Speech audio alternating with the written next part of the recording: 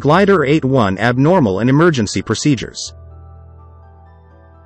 We're delving into the crucial realm of glider operations, focusing on abnormal and emergency procedures. It's a vital aspect of training that every glider pilot should master. So, picture yourself in the cockpit as we navigate through the intricacies of handling unexpected challenges in the soaring skies. Ever heard of porpoising? It's a term that describes those pitch oscillations we sometimes encounter in gliders. Often, these oscillations, known as pilot-induced oscillations or PIOs, are unintentionally induced by pilots trying to prevent them. PIOs happen when pilots don't quite grasp the lag time in controlling the glider, particularly common during primary training but tapering off as experience grows. Now, let's shift our focus to the launch phase, where pilot-induced oscillations are more likely to occur due to rapidly changing lag times during acceleration.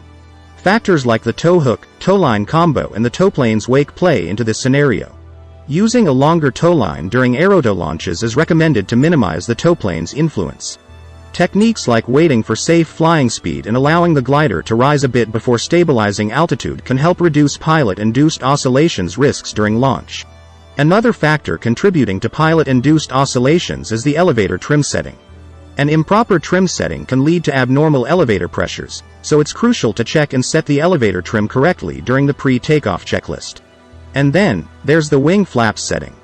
The likelihood of pilot-induced oscillations increases if the wing flaps aren't correctly set for takeoff. Most manuals recommend setting flaps at 0 degrees for takeoff to avoid issues like premature liftoff and difficulty controlling pitch attitude. In essence, mastering abnormal and emergency procedures, understanding pilot-induced oscillations causes, and following proper pre-takeoff checklists are key to safe glider operations. Navigating the exciting world of glider operations, let's explore the phenomena of pilot-induced roll oscillations during launch, particularly in Aerotow situations. As the tow pilot engages full power, the glider, initially balanced by the wing runner, faces the possibility of a wing dropping due to aerodynamics or crosswind. This introduces a challenge. Aileron control might be limited initially, requiring substantial stick displacement. With acceleration, control response improves, and the pilot must adapt to the glider's heightened sensitivity to avoid overcontrolling. Roll oscillations are less common during ground launches, thanks to rapid aerodynamic control attainment. The glider's wing mass plays a role, especially during low speeds, where maintaining level wings may demand considerable aileron pressure. The large mass and aerodynamic damping of long-winged gliders contribute to lag time, leading to a common error among inexperienced pilots who apply excessive aileron pressure, triggering a series of pilot-induced oscillations. Anticipating wing momentum and reducing aileron control pressure as the wing's approach level position can mitigate this risk. Moving on to pilot-induced yaw oscillations during launch, this phenomenon often results from overcontrolling the rudder. Failing to recognize the glider's acceleration and momentum, pilots may veer off course. Overcompensating for large yaw, pilots apply excessive rudder pressure, leading to undesired oscillations. The key here is anticipating the glider's yaw momentum and reducing rudder pedal pressure when the nose begins to yaw in the desired direction.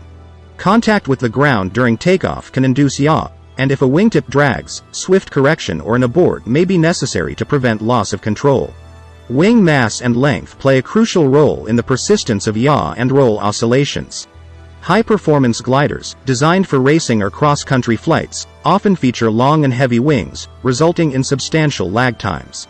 Takeoffs and landings in these gliders pose challenges even for experienced pilots, emphasizing the importance of thorough pre-flight reviews, especially for those new to high-performance gliders. Let's dive into the intricate world of gust-induced oscillations and their impact on glider operations. Picture this. You're facing gusty headwinds, and suddenly, your elevator's effectiveness starts playing tricks on you, inducing pitch oscillations. Crosswinds join the party, causing yaw and roll oscillations as your glider weathervanes and experiences uncommanded yaw. Now, consider local terrain, hangars, trees, and hills, amplifying wind turbulence during takeoff. To navigate these challenges, try achieving a faster than normal speed before liftoff for better control responsiveness and a safer margin above stall airspeed. But wait, the adventure doesn't stop there. Even during high-speed cruise, you might encounter pilot-induced oscillations. Abrupt updrafts play with elastic energy in the wing spars, causing momentary changes in G loading. To tackle this, consider reducing speed in turbulent air or use both hands on the control stick for added stability. Now, let's make our descent to landing territory. Picture instances where pilot-induced pitch oscillations disrupt your approach, especially in turbulent air. Overcontrolling the elevator during the flare leads to a troublesome cycle of ballooning and pitch oscillations. To overcome this, stabilize the glider at a moderate altitude during ballooning and make smooth adjustments in spoilers, dive brakes settings. The landing phase brings its own set of challenges. Abrupt changes in spoilers, dive brakes settings can result in sink rates, hard landings, and even a rebound into the air, initiating a series of pilot-induced oscillations. Remember, smooth adjustments, anticipation of glider reactions, and adherence to proper landing techniques are key to ensuring a safe and controlled descent. If you click like and subscribe and leave a comment, we will provide a coupon for a free PDF download, one of 9 ebooks.